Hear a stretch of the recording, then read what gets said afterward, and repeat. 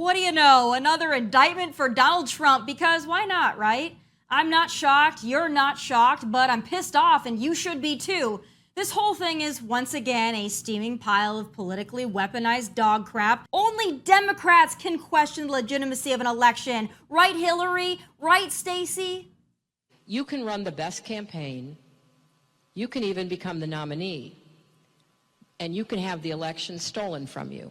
I believe he knows he's an illegitimate president. There were a bunch of different reasons why the election turned out the way it did. I did win my election. I just didn't get to have the job. We were robbed of an election. And so in response to what I believe was a stolen election, and I'm not saying they stole it from me, they stole it from the voters of Georgia. In fact, someone outside asked if I'm ever going to concede. The answer is no. Weird, no indictments for beautiful Hillary or Stacey Abrams or Hakeem Jeffries or any Democrat who has ever cried, rigged election, just Trump. And whether you like the guy or not, whether or not you believe he's full of crap in his assessment of a rigged election in Fulton County, just look at these so-called violations. I mean, come on, man. Act 22, Trump tweeting about watching OANN. Act 57, reserving a room for a meeting. Act 6, asking for a phone number. And RICO charges, really? Call Trump what you want, but he's not a mobster. He legitimately thinks he won the 2020 election, and you don't have to agree with it, but you don't jail the man for the rest of his life for challenging a vote count. Was he sloppy about it? Maybe. Was it the best way to go about it? Probably not. But to wait 2.5 years and then dump this on him, Stevie Wonder can see this is politically motivated. Well, that and the fact this is indictment 4. And now here we are again. What's happening is clear as day. You don't have to win on policy or record when you simply lock up your political opponents and intimidate any other detractors from speaking out, when you drown your opponents in legal fees and proceedings and make the entire process about investigations and indictments and not on the havoc your party has wreaked on this country. A country Donald Trump brought back from the brink just so you could destroy it again because honestly, you hate it and you hate us. The Democrats have the game figured out. We don't. These Democrat communists are evil, but they're not stupid. They don't want Trump supporters to abandon him, but rather they want Trump supporters to keep supporting him. And then when they lock him up, your vote is wasted. Toast. Bye-bye. That's the bigger plan and manipulation here. And when it comes to the next election, the most important election ever, it's a trap. But this is bigger than Trump. When this crap happens to Trump, the world knows about it. He has a platform to fight back and resources to go to legal war. But what happens when average Americans are swept up in something like this? When the government shows up at your door accusing you of something you didn't do? This stuff matters, and it's going to matter long after the 2024 election. But how do we fix it if we don't win? See, that's the rock and hard place Republicans are wedged in. If we get behind a man that they lock up and we lose, then what? What happens? We just keep doing this? I'm tired, you're tired, this is absolutely exhausting. But here with his take as host of Mike Crispi, Unafraid, Mike Crispi. All right, Mike, so top line thoughts on indictment number 1, 2, 3, 4. What are your thoughts? Well, Tommy, the indictments have continued to get more theatrical and bizarre by the minute. I mean, I think everybody knows this has been a lead up. The first one with Stormy Daniels was a nothing burger. Everyone kind of laughed at it. And now we have Fani Willis, who is the most depraved, mentally ill of all the prosecutors, getting this pomp and circumstance. They're going to have them all coming into the Fulton County jail. They're going to take the mugshots. They just want to create this drumbeat that at this point doesn't even look like the appearance is fair. They don't care. It's throw as much garbage at the wall, see what sticks in an effort to prevent Donald Trump from being the president. And you know what, Tommy? I don't even put it past them trying to lock up Trump before the election if he talks. You had the judge who was saying that if he talks and tampers the jury, he might go to jail. So I put nothing past these people. They're depraved. It's only gotten worse and worse. And Fani Willis is the worst of them all.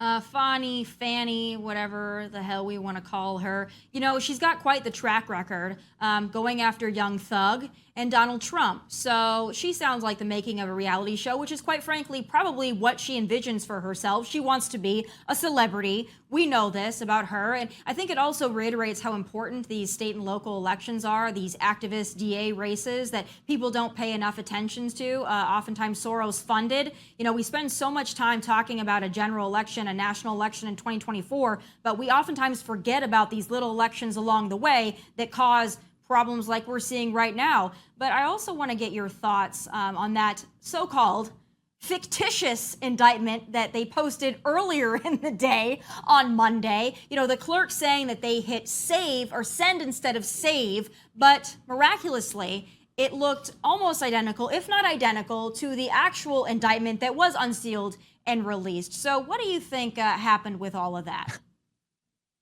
I think it's amazing that these people have the media behind them, that they don't even have to act. They don't even have to have a good cover up. Obviously, they did the indictment at 11 o'clock p.m. the other day because they know they messed up. Again, these aren't smart people. So they made a huge mistake. They made the decision to indict him before the grand jury voted. It's a sloppy process purported by sloppy people. And then the cover up was, oh, you know, this was a template that we were testing out for a big indictment. We were testing, loading it in the system.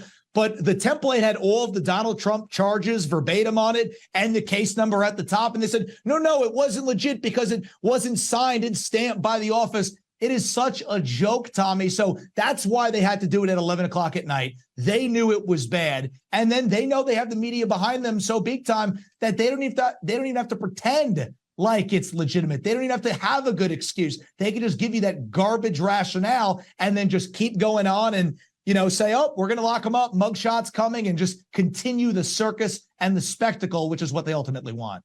You're right. They're shameless with it. And, you know, half the country is already deeply embedded in at least 5 conspiracy theories at this point on everything. So when they do something like this doesn't really instill a lot of confidence in the people that they can trust the process. When you put something up, you call it fictitious. You've got cameras everywhere. You've got the judge cracking jokes. I mean, it's fodder for television and reality television, but it doesn't really feel like a legitimate process and a fair and legal way to go about all of this. But I'm wondering your take on this. Donald Trump's not the only person named in this indictment. We know a lot of people swept up in this, one including Jenna Ellis. Now, reportedly, the Trump campaign is not going to help her out at all because she has voice support for Ron DeSantis.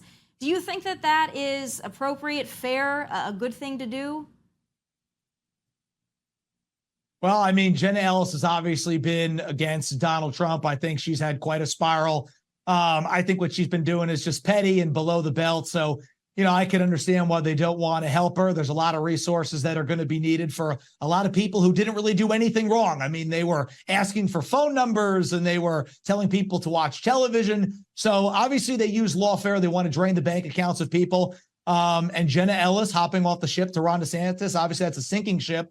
And she's going to have to fend for herself. But Jenna Ellis's indictment shows you that even if you bend the knee to the establishment, they'll still come for you. They'll still punish you. They'll still make an example out of you. So it's unfortunate for Jenna Ellis, but there's a lot of crimes, a lot of people, a lot of legal bills. That's what these people want, a big, tangled mess, Tommy. True. I agree with you on that front. But also, these RICO charges, that's notoriously used for mobsters. And part of the reason they sweep up a lot of people in these indictments is because they're hoping someone's going to talk and really probably go after the one we all know they want to go after, which is Donald Trump. So do you think that there is any risk or fear there that one of these people is going to come out against Donald Trump to save themselves? Is that something that you see happening?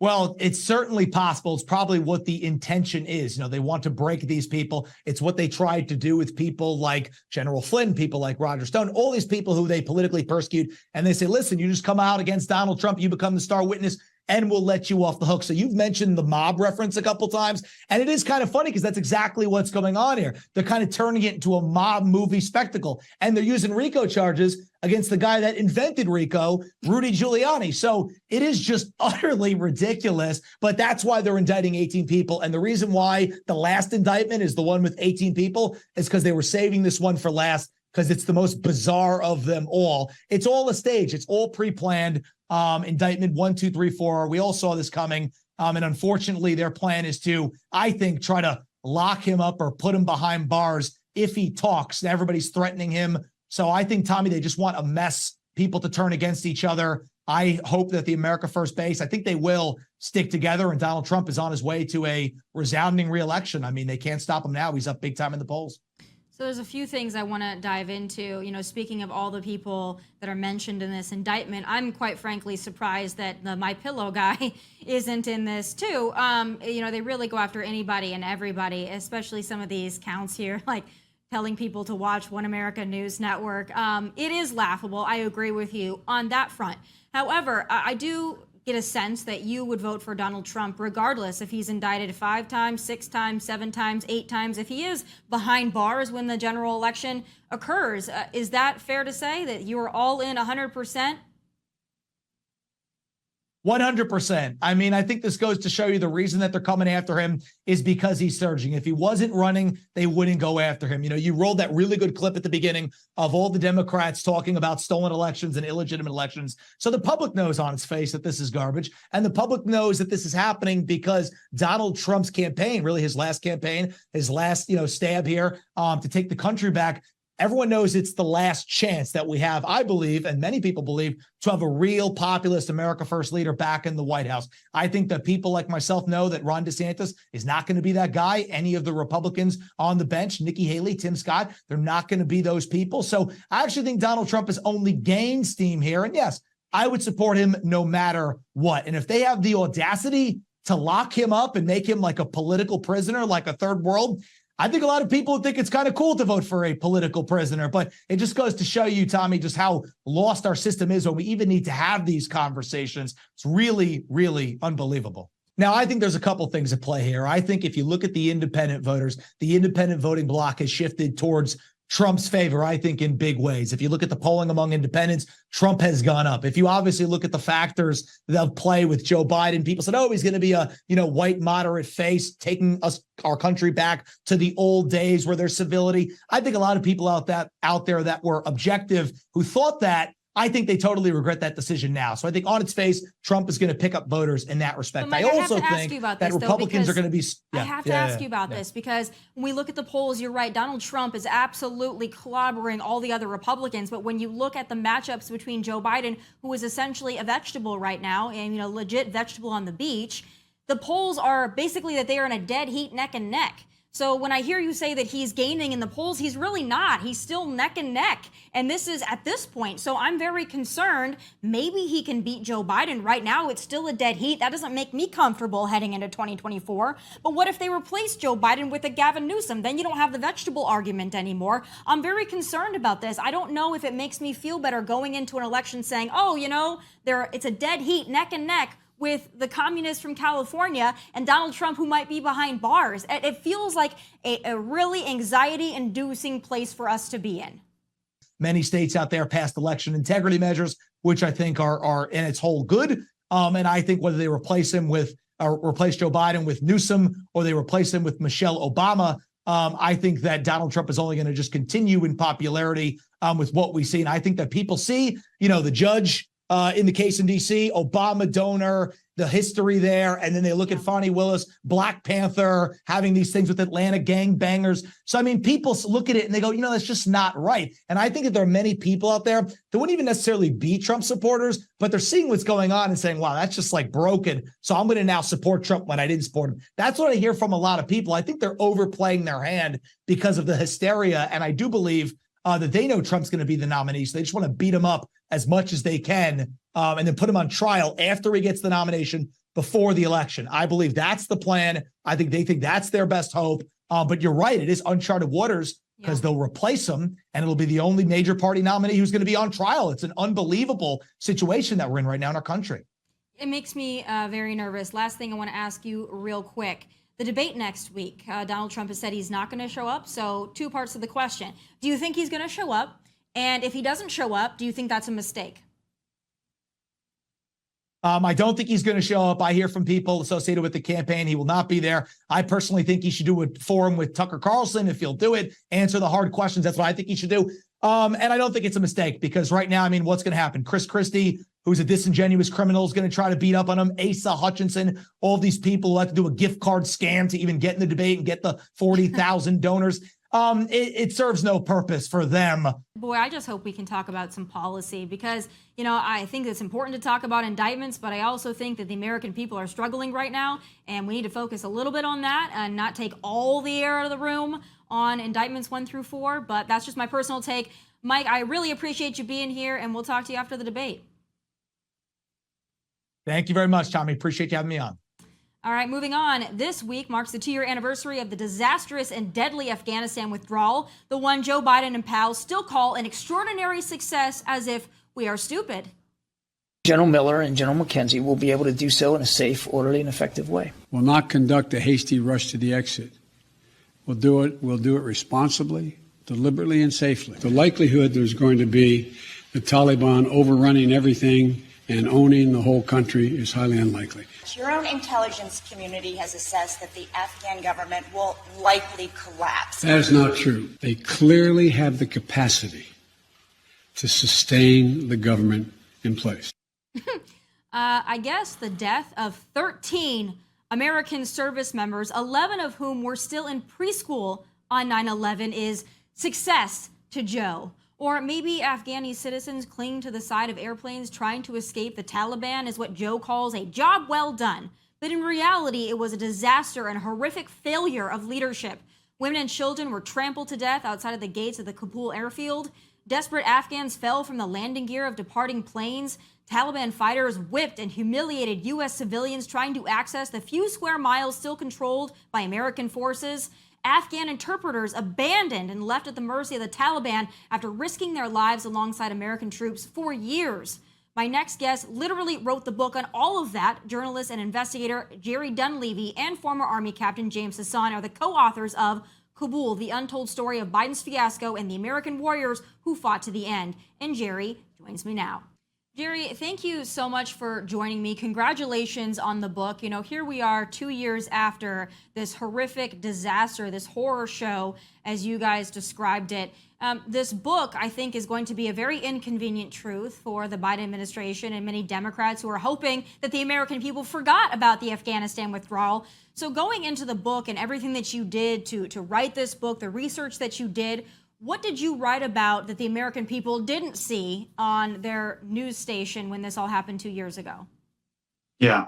Well, thank you for having me on. I really appreciate it. And, the book is Kabul. Everyone should buy it. You can buy it online, buy it at bookstores. But, there are a lot of things that we uncovered here that I think are going to really shock people. Probably the most egregious stuff is the things that we found out about what it was like for our service members who had to evacuate Afghan allies and Americans who the Biden administration had stranded, and had to do that from a tiny airport with a country completely controlled by the Taliban and with security being provided by the Taliban. The Taliban was turning Americans away from the gates, was beating Americans, was beating our Afghan allies, and was even killing Afghans right in front of our Marines, and they were not allowed to engage and not allowed to stop the Taliban. Also important to keep in mind here is that, we were able to determine who we believe the suicide bomber was. His name is Abdul Rahman al-Ghari, and he was freed from Bagram prison by the Taliban after they took Bagram over. And keep in mind, remember, the Biden administration decided to close Bagram in July of 2021, a terrible decision that made the evacuation much more dangerous, but also gave the Taliban the opportunity to take Bagram 2 years ago yesterday, in fact. And the first thing that they did was they freed thousands of ISIS-K prisoners from that prison, as well as dozens of members of Al-Qaeda, hundreds of Taliban fighters. And one of those ISIS-K prisoners was the one who carried out the Abbey Gate bombing that took the lives of 13 Americans, wounded dozens of Americans, and killed 200 Afghan allies. Didn't have to happen, and it could have been as simple as maintaining Bagram to run a safe evacuation, and as we now know, to make sure that those terrorists that were kept there didn't get freed so that they could attack us. I think this is also just a difficult conversation to have with partisan folks because everybody sees it through the lens of partisanship, and we really shouldn't.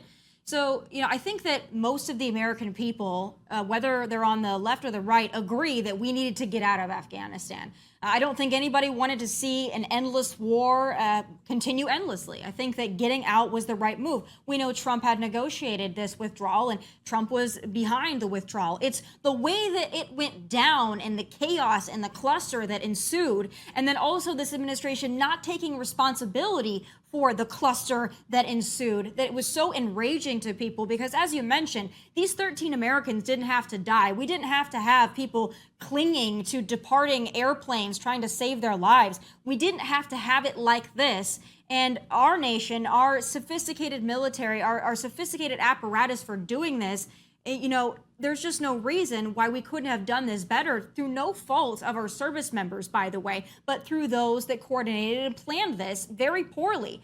But I think also the part that doesn't sit well, and I know that you write about it in your book, is the way that Joe Biden personally interacted with the family members of those fallen service members. I know that you write that he didn't refer to them by their names, just your son or daughter. He talked about his own son for much of the time, making it about himself. What else can you tell my viewers about some of those inside conversations?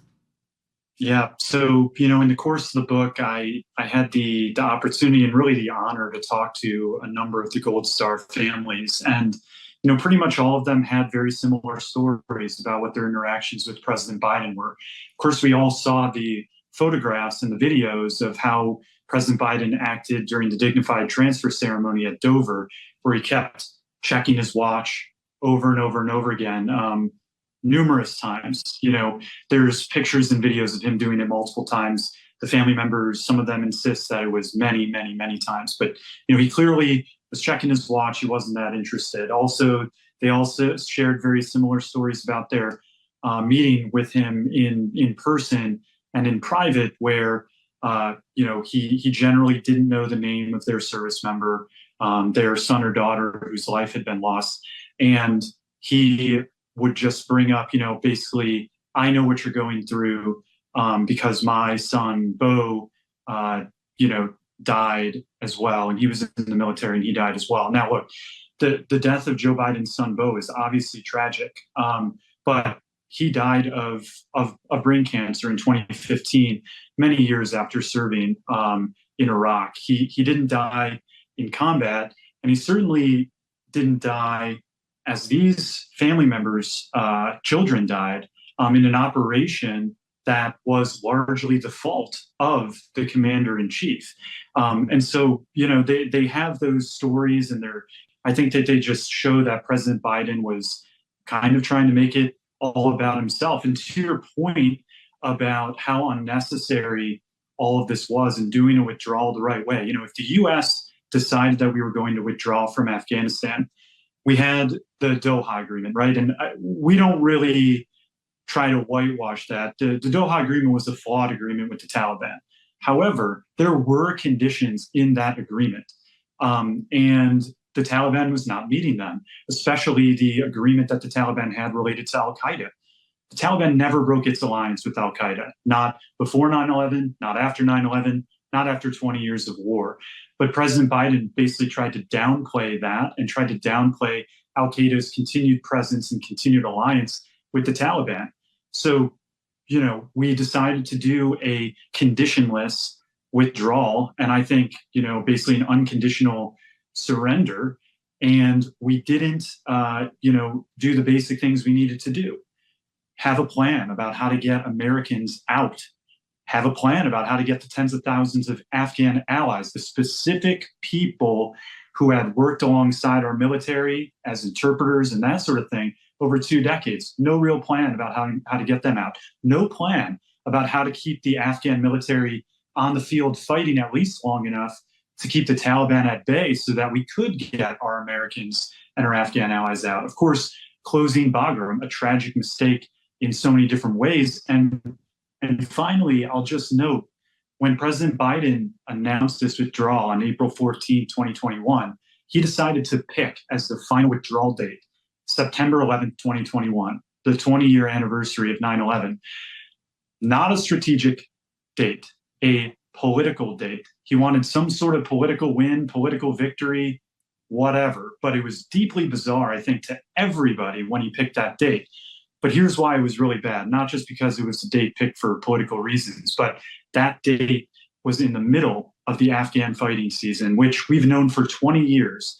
Spring to summer is when the fighting season gets tough, when the Taliban is able to be on the move. And as U.S. troops withdrew on President Biden's orders from April, May, June, July, August, as U.S. troops withdrew, the Afghan military collapsed under the Taliban onslaught, and the Taliban took the country.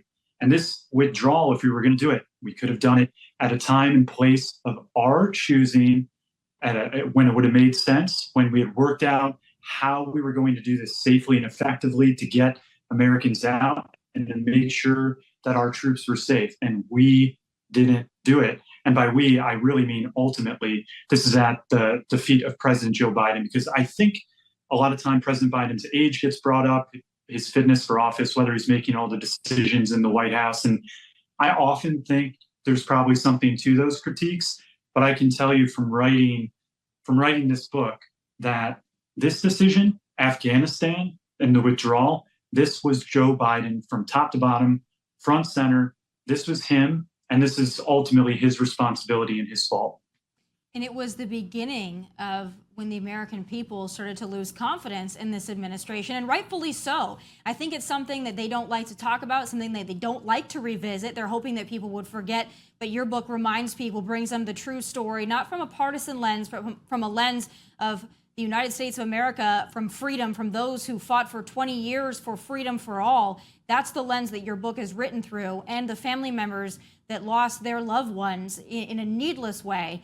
So I want to thank you for writing the book, for everything that you did, for exposing it, bringing it to the American people. The book is out now. It's fantastic. Thank you so much for being here, and God bless everything you do. Thank you, Tommy. Everyone should read Kabul. Appreciate it. Thanks so much. All right, and my final thoughts are next. Joe Biden announces a whopping $700 per household to Maui wildfire victims. That's roughly $2 million total, and a fraction of what we sent over to prop up Ukraine. What a freaking joke. It's time for final thoughts.